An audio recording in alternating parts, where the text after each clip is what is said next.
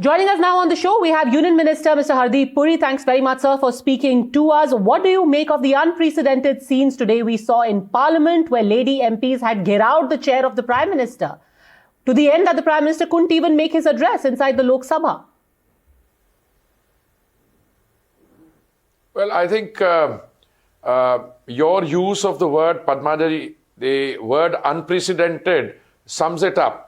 I've heard of disruptions. I've been now in the Parliament for 9 years. It's my 9th year. And I've seen disruptions. I've seen patterns. But, you know, to come and not only go into the well, but to come right and block the passage whereby where our leaders come into the House is completely unprecedented. But, you know, it follows other things which are unprecedented, which I witnessed today. The Honorable Leader of the Opposition using a word like traitor. I can understand he's upset with the Mr. Bittu because he is an erstwhile colleague. But it's one thing to be upset, but the other thing to use a term like traitor, which, you know, has very specific meaning in the English language. The Hindi word gaddar doesn't capture the full nuance of that. Traitor in English means you're committing treason against the nation. And for somebody whose grandfather fell to an assassin's bullet, for a community which is 1.6% of the country's population, but contributes 20% to the national defense effort, the number of people on the ground in the army. And, you know, I took the press conference today not as a minister, not as a BJP minister or a BJP Karyakarta. I was genuinely upset as a Sikh. You know, how can you have a situation that one guy turns around and you can be upset with the person, call a person a traitor. Now, you may know a lot of traitor. And whom is it coming from? It's coming from somebody whose own family desecrated the Golden Temple. And what have the Sikhs done? You are celebrating or commemorating the 350th, anniversary of the martyrdom of Guru, the 9th Guru.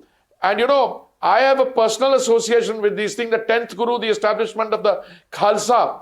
And you call them traitor. I mean, his grandfather fell to an assassin's bullet. So if you think you made sacrifices for the country, so has Mr. Bittu. So I was deeply upset. And, you know, I was sitting in a press conference. On my left was Mr. Arvinder Singh Lovely. He's also come from the Congress. He's won God knows how many terms in Delhi as an MLA, 5 terms. On my right was Mr. Sirsa. He's also come from another party. So in politics, these things will happen. People will go from one party to another. But our discourse at all points of time should be civilized, it should be decent, and it should be couched in language which accepts and reflects parliamentary norms. But Mr. Puri, that's the thing, that now the kind of language we are seeing, the charge is that there is no meeting point between the two sides. For example, all day today, Rahul Gandhi kept saying, at least let me speak as leader of opposition, at least let me quote from a book inside the house. Why is there so much fear just from a book? It's out there in public anyway. No, 1 minute. Let me get the technicality. It's not that you want to speak. You are trying to bring on the record of the House something which has not been published. You can say out in the public, look, as far as I know, that is a book which has not hit the market yet. Okay, you can make it up. I can understand. I don't want to get into the being allowed to speak. But who is doing the disruption?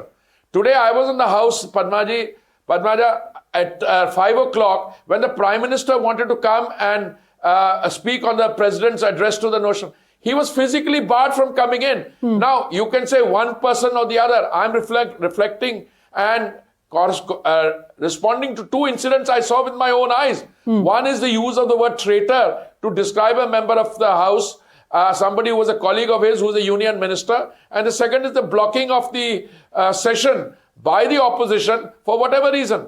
Because Rahul Gandhi has said that this is proof that the government is scared of the book. It's not the BJP who didn't let him speak. They didn't let the Prime Minister speak. Because he has said that because the Prime Minister and the government is scared of the book, because he is carrying around a copy of this book inside Parliament, that is why the speech did not happen. Not for any other reason. That the government ran away, the Prime Minister ran away.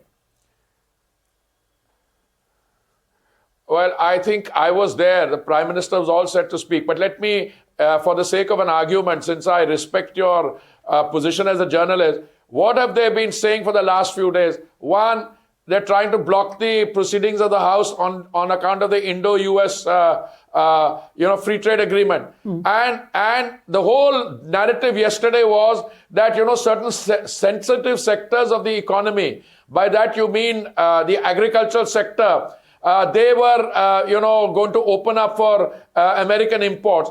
Today, Piyush Ji spoke in the Lok Sabha and he spoke in the Rajya Sabha. He made it absolutely clear that these are no-go areas and that's not going to happen. So on the one hand, you raise a canard, you say, make a proposition, this is going to happen, and then when you're proved wrong. I remember the debate on the Constitution of India. You had Congress members standing outside the House, waving copies of the Constitution in cellophane paper.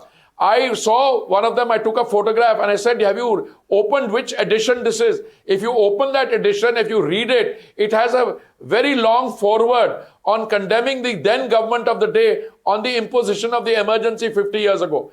So the Congress, I don't think, is thinking it through. They take up an issue, it's shoot and scoot. So today on traitor, on the Prime Minister speaking, look, if you have a solid argument to give, let the Prime Minister speak. And after he speaks, you can counter it with the force of intellectual argumentation and solid facts rather than physically stopping somebody from coming. Then how do we break through this deadlock? If both sides, if the opposition says we will not... It's a good idea.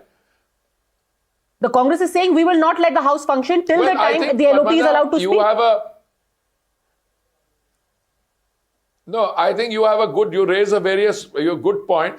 I think if you follow the pattern, after a few days, wiser counsels prevail and they will find a way out. Otherwise, I have a very simple answer. If you disrupt the proceedings of the House, it gets back to your constituents who have elected you to send you to the House to represent their aspiration.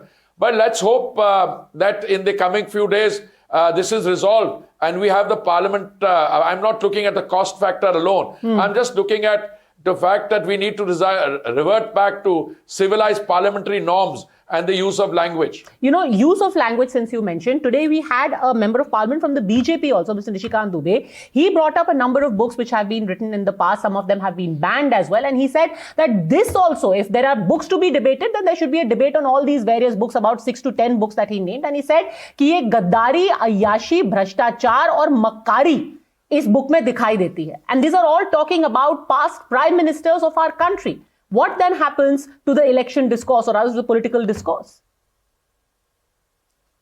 Well, first of all, I am not aware of what exactly my colleague Nishikantji did.